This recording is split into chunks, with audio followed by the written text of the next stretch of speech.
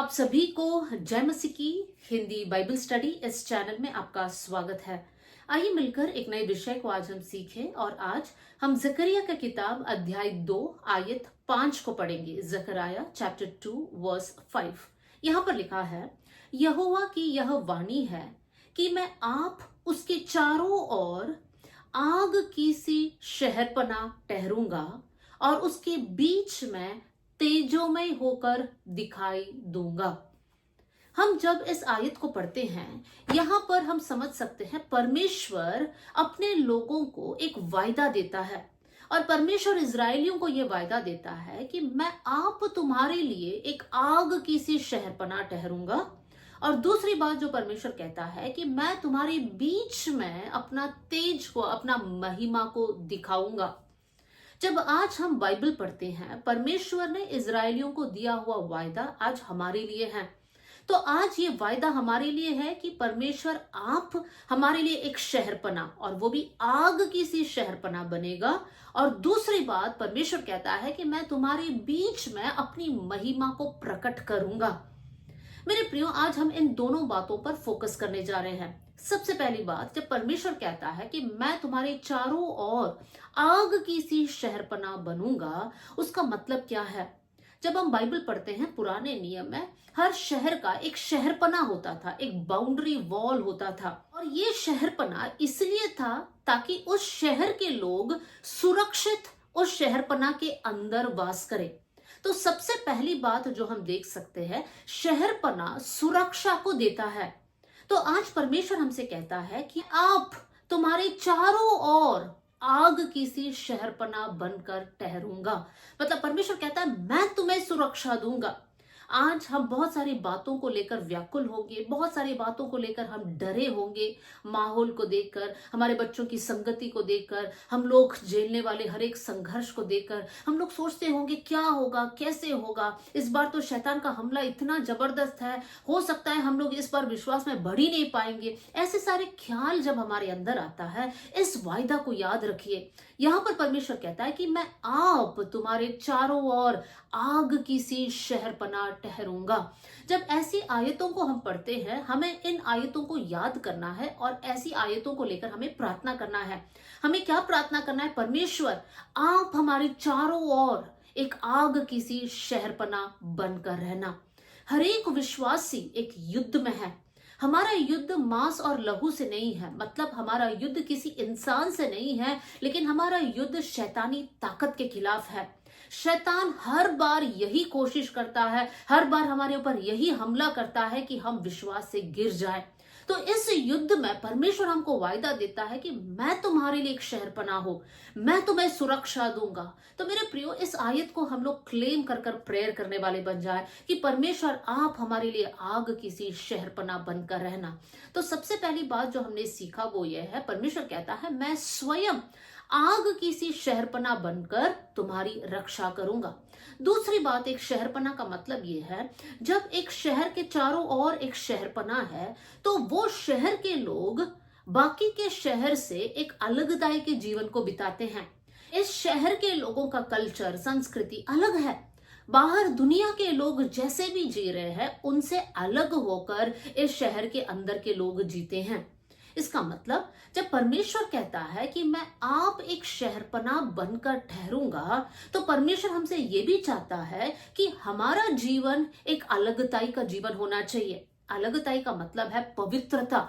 हमारे अंदर पवित्रता होना चाहिए। पहला पत्रस अध्याय 1 आयत 16 में हम पढ़ते हैं, परमेश्वर कहता है मैं पवित्र हूं इसलिए तुम भी पवित्र बनो।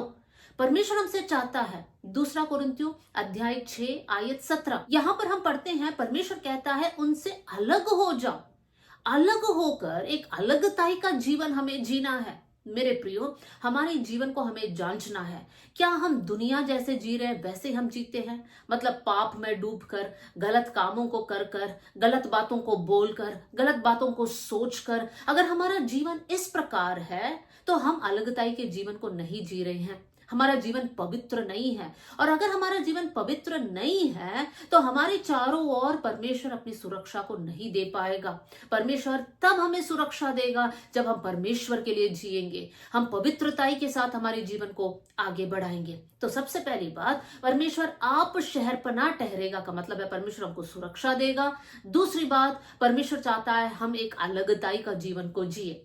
तीसरी बात जो हम यहाँ पर समझ सकते हैं, जब हम लोग एक दीवार को देखते हैं या फिर एक शहरपनाह, एक वॉल को देखते हैं, जब 4 वॉल है, 4 दीवार है, तो उसके अंदर रहने वाला व्यक्ति एक प्राइवेसी में रहता है, मतलब एक गुप्त समय उनके जीवन में होता है। परमेश्वर भी हमारे बारे में यही चाहता है कि हमारा और परमेश्वर के साथ एक ऐसा समय होना चाहिए जहां पर कोई और आकर हमसे बात ना करे, जहां पर हम दुनिया की बातों को लेकर ना बैठे, लेकिन हम अकेले में परमेश्वर के साथ समय बिताएं। प्रभु चाहता है एक पर्सनल टाइम, इंटीमेट टाइम, एक घनिष्ठ समय या एक घनिष्ठ संबंध वाला वो रिश्ता को हम प्रभु के साथ निभाए। तो परमेश्वर जब कहता है मैं आग की सी शहरपनाह ठहरूंगा, परमेश्वर हमसे ये चाहता है कि हम परमेश्वर के लिए अलगताई का जीवन जिए, हम परमेश्वर के साथ संगति के लिए समय निकाले। जब हम इन दोनों बातों में आगे बढ़ेंगे तब परमेश्वर कहता है मैं तुम्हें सुरक्षा दूंगा, कोई भी शैतानी शक्ति तुम्हें छू नहीं सकता, कोई भी अंधकार की ताकत तुम्हें गिरा नहीं सकता, क्योंकि मैं स्वयं आग की सी शहरपनाह बनकर रहूंगा। अब हम लोग जब शहरपनाह के बारे में और सीखते हैं, जब हम इजराइलियों के पास आते हैं, उनके इतिहास को जब हम सीखते हैं, इजराइलियों को परमेश्वर ने मिस्र देश से, गुलामी से बचाकर उनको काफी वायदे दिए, उनको काफी नियम दिए, और परमेश्वर ने कहा कि तुम्हें इन नियमों को मानना है, परमेश्वर से प्रेम करना है, परमेश्वर से लिपटे रहना है। ऐसी सारी बातें जब परमेश्वर इजराइलियों को देता है, उसके बाद इजरायली लोग क्या करते हैं? कुछ ऐसे समय इजरायलियों के जीवन में या इजरायलियों के इतिहास में हम देख सकते हैं जहां पर इजरायली लोग आज्ञा मानने तैयार नहीं है, वो लोग प्रभु के खिलाफ बलवा कर रहे हैं, परमेश्वर के नियम को तोड़कर एक आत्मिक व्यभिचार को वो लोग कर रहे हैं। परमेश्वर अपने भविष्यवक्ताओं को भेजता है, उनको चेतावनी देता है कि पाप से मन फिराओ, लेकिन वो लोग प्रभु की बातों को नहीं मानते हैं। तब परमेश्वर उनको फिर से चेतावनी देता है, अगर तुम नहीं लौटोगे, अगर तुम मन नहीं फिराओगे, तो दुश्मन देश तुम पर हमला करेगा और तुम्हें गुलाम बनाकर उनके देश लेकर जाएगा। वहां पर भी लोग इसको मजाक समझते हैं, वो लोग इस बात की गंभीरता को नहीं समझते हैं। जब हम लोग इजराइल के इतिहास को पढ़ते हैं, वहां पर हम देखते हैं कि बेबीलोन का राजा नबूकदनेस्सर राजा अपना सेना समेत आकर यहूदा पर हमला करता है। और कैसे हमला करता है? उनका शहरपनाह को तोड़ देता है। उनका शहरपनाह को तोड़ने के बाद लोगों पर हमला करता है। वहां पर उस मंदिर में रखे हुए सारे सोने, चांदी, पीतल के बर्तन, बहुमूल्य बातों को लेकर जाता है, लूट लेता है। फिर हम देखते हैं कि वो राजा इजराइल में जो लोग हैं उनको गुलाम बनाकर उनके देश में लेकर जाता है। तो मेरे प्रियो, यहाँ पर हम देख सकते हैं इजराइलियों के पाप के कारण दुश्मन देश हमला करता है। और जब शहरपनाह टूट जाता है तो वहां के लोगों के पास सुरक्षा नहीं है। फिर हम देखते हैं कि बेबीलोन का राजा सब कुछ लूट लेता है, सब कुछ नाश करता है और फिर लोगों को गुलाम बनाकर लेकर जाता है। तो यहां पर हम समझ सकते हैं कि अगर एक देश का या एक शहर का शहरपनाह टूट गया हो तो वहां पर रहने वाले लोगों के लिए कितनी खतरनाक स्थिति है। वचन में लिखा है, यूहन्ना का सुसमाचार अध्याय 10 आयत 10 में, चोर इसलिए आता है कि वो चोरी करे, घात करे और नष्ट करे। चोर कौन है? शैतान। तो शैतान इसलिए आता है कि ताकि हमारे जीवन पर हमला करे, हमको नाश करे, हमारे जीवन की बहुमूल्य बातों को चुराए। जैसे हमारे जीवन में जो प्रभु ने दिया हुआ उद्धार है, आनंद है, शांति है, प्रभु ने हमको दिया हुआ सेहत है, ताकत है, ये सारी बातों को चुराने के लिए शैतान कोशिश करता है। लेकिन जब परमेश्वर कहता है कि मैं आग की सी शहरपनाह हूं, तो शैतान हम पर हमला नहीं कर सकता। लेकिन हमें इजरायलियों के जीवन को याद करना है। जब इजरायली लोग पाप किए, परमेश्वर की बातों को नहीं माना, तब दुश्मन उन पर हमला कर पाया। हमारी आत्मिक जीवन में अगर हम प्रभु के खिलाफ पाप कर रहे हैं तो परमेश्वर हमें सुरक्षा नहीं देगा। इनफैक्ट जब शैतान हम पर हमला करेगा तब परमेश्वर की सुरक्षा हमारे साथ नहीं होने के कारण शैतान हम पर हमला करेगा। मेरे प्रियो, जरा सोचिए, आज क्या हमारे आत्मिक जीवन पर हमला हुआ है? जैसे आप प्रभु में आए उन दिनों में जैसे वो समर्पण था, जैसे आप प्रार्थना करते थे, जैसा वचन पढ़ने में आपके अंदर एक बड़ा उत्साह था, क्या वही उत्साह, वही आनंद, वही प्रार्थना का जीवन आज आपके पास है, या शैतान ने उस बात को चुरा लिया है? हमें जांचना है हमारे जीवन को। अगर हमको ऐसे समझ आता है कि शैतान ने हम पर हमला किया है, आज हम लोग प्रार्थना करना चाहते हैं लेकिन कर नहीं पा रहे हैं, आज संगति में भी जाने का एक मन नहीं हो रहा है, इस प्रकार का एक सिचुएशन से अगर आप होकर जा रहे हैं, समझ लीजिए शैतान ने वार किया है। और शैतान इसलिए कामयाब हुआ क्योंकि हमारे जीवन में पाप था, हमारे जीवन में पवित्रता ही नहीं था। तो आज हमारे जीवन को हम जांचने वाले बन जाए। मेरे प्रियो, हमेशा इस बात को समझिए, पाप के साथ समझौता मत करें। पाप आपको थोड़ी देर की खुशी देगा, लेकिन आपकी अनंतता को, आपके अनंत जीवन को आपसे चुरा लेगा। इस थोड़ी से समय की खुशी के लिए आप अनंत जीवन को त्याग नहीं सकते हैं। हमारे जीवन को हम जांचें। अगर आज हम प्रभु के खिलाफ पाप करने वाले लोग हैं तो परमेश्वर से क्षमा मांगे और प्रभु के पास वापस आए।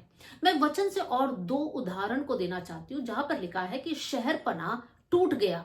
किस परिस्थिति में वहां पर शहरपनाह टूट गया, उन बातों को भी मैं आपके सामने रखना चाहती हूँ। इसके लिए हम लोग पढ़ेंगे नीति वचन अध्याय 25 आयत 28, प्रोवर्ब्स 25 वर्स 28। यहाँ पर इस प्रकार लिखा है, जिसकी आत्मा वश में नहीं वो ऐसे नगर के समान है जिसकी शहरपनाह घेराव करके तोड़ दी गई हो। यहाँ पर सुलेमान जो बुद्धिमान राजा है, सुलेमान हमको ज्ञान देता है कि जिस व्यक्ति के जीवन में सेल्फ कंट्रोल नहीं है, संयम नहीं है, जिसका आत्मा वश में नहीं है, वो ऐसे शहर के जैसा है जिसका शहरपनाह तोड़ दिया गया हो। जैसा अभी हमने सीखा, वो शहर जिसका शहरपनाह टूटी हुई है, वो शहर के लोग सुरक्षित नहीं हैं। उन पर हमला होगा, उनके धन संपत्ति, उनके बहुमूल्य बातों को लूटा जाएगा। समझ सकते हैं वो लोगों का जीवन कितने खतरे में है। इसका मतलब हमारी आत्मिक जीवन में अगर हमारे पास संयम ना हो तो हम ऐसे शहर के जैसे हैं जिसका शहरपनाह नहीं है। मेरे प्रियो, हमारे सबके जीवन में संयम होना जरूरी है। गलातियों की पत्री अध्याय 5 आयत 22 और 23 को जब हम पढ़ते हैं, वहां पर संयम कर शब्द हम पढ़ते हैं और वो पवित्र आत्मा का फल है। जब हम प्रभु में बढ़ते हैं, जब हम प्रभु में परिपक्व होते हैं, जब हम आत्मा में चलते हैं, तो पवित्र आत्मा का फल हमारे जीवन से दिखाई देगा और वो है संयम। संयम मतलब जल्दी गुस्सा नहीं करना। संयम मतलब गलत शब्दों को गुस्से में नहीं बोलना, चीजों को लेकर फेंकना नहीं, तोड़ना नहीं, किसी को दुख पहुंचाना नहीं, जल्दबाजी में कदम उठाना नहीं, कुछ भी गलत फैसला लेकर पाप करना नहीं। हमारे अंदर संयम होना चाहिए। परमेश्वर ने हमें 5 सेंस ऑर्गन्स दिया है और उन 5 सेंस ऑर्गन्स के ऊपर हमारा कंट्रोल होना चाहिए। वो है सेल्फ कंट्रोल। इंद्रिय जय हमारे जीवन में होना चाहिए। हमारे आंख, कान, नाक, जीभ और हमारे पूरे स्किन पर कंट्रोल होना चाहिए। हम क्या देखते हैं? मेरे प्रियो, आप अकेले में क्या देखते हो? आप क्या पढ़ते हो? आप क्या आपके आंखों में डालते हो? वो आपके जीवन को या तो पवित्र करेगा, नहीं तो कलंकित करेगा। अगर आप दिन भर बैठकर फोन चलाते हैं, फोन की गंदी बातों को देखकर बैठते हैं और आप अपना समय को बर्बाद कर रहे हैं, तो आपके जीवन में संयम नहीं है। तो आप ऐसा एक व्यक्ति है जो एक शहर के साथ कंपेयर कर सकते हैं जिसकी शहरपनाह टूटी हुई हो। कान के ऊपर हमें नियंत्रण होना है। हम क्या सुनते हैं? मेरे प्रियो, सबसे ज्यादा क्या सुनना चाहते हैं? क्या हम लोगों की आवाज को सुनना चाहते हैं या परमेश्वर की आवाज को सुनना चाहते हैं? हमें लोगों से बात करना है, लोगों के साथ संगति रखना है, लेकिन हमारे लिए इंपॉर्टेंट ये है कि हम समय निकालकर परमेश्वर की आवाज को सुने। हम चुगली सुनना चाहते हैं या लोगों के बीच में जो लड़ाई हो रही है उसका इंफॉर्मेशन लेना चाहते हैं, या दुनिया में या दुनिया की रीति में क्या हो रहा है ये सब सुनना चाहते हैं? हाँ मेरे प्रियो, हमको जनरल नॉलेज चाहिए, हमको इन्फॉर्मेशन चाहिए। मैं उन बातों के बारे में नहीं बोल रही हूँ, लेकिन उन बातों के बारे में मैं बोल रही हूँ, अगर आप समय निकालकर सीरियल देख रहे हैं, रील्स देख रहे हैं, तो उसमें क्या फायदा? आपके जीवन में सेल्फ कंट्रोल नहीं है। कितनी देर हम लोग मोबाइल में समय बिताते हैं। संयम बिना व्यक्ति के जीवन के चारों ओर परमेश्वर सुरक्षा नहीं देता। हमारे जीभ के ऊपर हमें नियंत्रण होना चाहिए। हम क्या बोलते हैं, कैसे शब्द बोलते हैं? हमारे शब्दों से दूसरे लोग दुखी हो रहे हैं, हमारे शब्दों से हम अपने आप को कोस रहे हैं, हमारे बच्चों को हम गिरा रहे हैं, हमारे जीवन साथी को हम नुकसान पहुंचा रहे हैं। हमारी जीभ पर हम नियंत्रण रखने वाले बन जाए। जैसा दाऊद कहता है, मैं हर समय यहोवा को धन्य कहा करूंगा, उसकी स्तुति निरंतर मेरे मुंह से होती रहेगी। ऐसे ऐसे निर्णय लेकर हम प्रभु में आगे बढ़ने वाले बन जाए। कैसे निर्णय? कि हम हमारे जीभ को सिर्फ परमेश्वर की महिमा के लिए इस्तेमाल करेंगे। हम हमारे जीभ से सिर्फ दूसरों को उत्साह देने के लिए हम लोग इस्तेमाल करेंगे। किसी को पाप में नहीं गिराएंगे, गलत शब्दों को इस्तेमाल नहीं करेंगे, नेगेटिव बातों को हम नहीं बोलेंगे। ऐसे निर्णय लेकर उस पर आप कंट्रोल रखिए। आपकी स्किन पर, आपके बॉडी पर आप नियंत्रण रखिए, संयम रखिए। व्यभिचार के पाप में ना फंसे, गलत रिलेशनशिप्स में ना फंसे, ना किसी को फंसाए, ना खुद ना फंसे। मेरे प्रियो, हमारे शरीर को पवित्र रखने के लिए हमारे अंदर संयम होना जरूरी है। संयम बिना व्यक्ति या आत्मा को जो वश में नहीं रख सकता, वो ऐसे शहर के समान है जिसकी शहरपना टूटी हुई हो। क्या आज हमारा शहरपना टूटी हुई है या फिर हम परमेश्वर में सुरक्षित है? एक और आयत को मैं आपके सामने रखना चाहती हूँ। नीति वचन अध्याय 24 आयत 30 और 31, प्रोवर्ब्स चैप्टर 24 वर्स 30 एंड 31 आपके लिए पढ़ना चाहती हूँ। मैं आलसी के खेत से और निर्बुद्धि मनुष्य की दाख की बारी से होकर जाता था, तो क्या देखा कि वहां सब कंटीले पेड़ भर गए हैं और बिच्छू पौधे से ढक गई है और उसके पत्थर का बाड़ा गिर गया है। जब सुलेमान एक व्यक्ति के बारे में कहता है कि वो व्यक्ति जो आलसी था, जो काम करना नहीं चाहता था, जो मेहनत करना नहीं चाहता था, उसका खेत के चारों ओर का बाड़ा टूटी पड़ी हुई है और उस खेत में कोई भी फल नहीं है, कोई भी पेड़ नहीं है, वहां पर कंटीले पेड़ है। ऐसे पेड़ है जो कोई लाभ का नहीं है। मेरे प्रियो, उस जगह का भिंत या दीवार क्यों टूटा हुआ है? क्योंकि उस मनुष्य के अंदर आलसीपन है। आज हमें हमारा जीवन को चेक करना है। जैसे मैंने कहा, संयम बिना व्यक्ति उस व्यक्ति के जैसे है जिसके पास सुरक्षा नहीं है। वैसे ही एक आलसी व्यक्ति का जीवन भी ऐसे ही है। एक आलसी व्यक्ति जो प्रार्थना नहीं करता है, जो वचन नहीं पढ़ता है, जो संगति करना नहीं चाहता है, जो उपवास करना नहीं चाहता है, जो परमेश्वर की आराधना नहीं करना चाहता है, आत्मिक रीति से आलसी है, मेरे प्रियो, उसकी बाड़ा टूटी हुई है, उसकी चारों ओर की शहरपना टूटी हुई है। परमेश्वर का सुरक्षा उस व्यक्ति के जीवन के साथ नहीं है। शैतान कभी भी हमला कर सकता है, शैतान कभी भी उस व्यक्ति को गिरा सकता है। चेक कर लीजिए, आत्मिक आलसीपन एक बहुत बड़ा खतरा है। बहुत सारे विश्वासी ऐसे हैं जो कहने के लिए कहते हैं हम विश्वासी हैं, हम प्रभु पर विश्वास करते हैं, हमने उद्धार पाया है, हमने बपतिस्मा लिया है, लेकिन उनके हर दिन के जीवन में कोई आत्मिक अनुशासन नहीं है। और आत्मिक अनुशासन बिना वो लोग प्रभु में बढ़ ही नहीं सकते हैं। हमें हमेशा याद रखना है, अगर आपको आत्मिक बातों में बढ़ना है तो आपको अनुशासन की जरूरत है।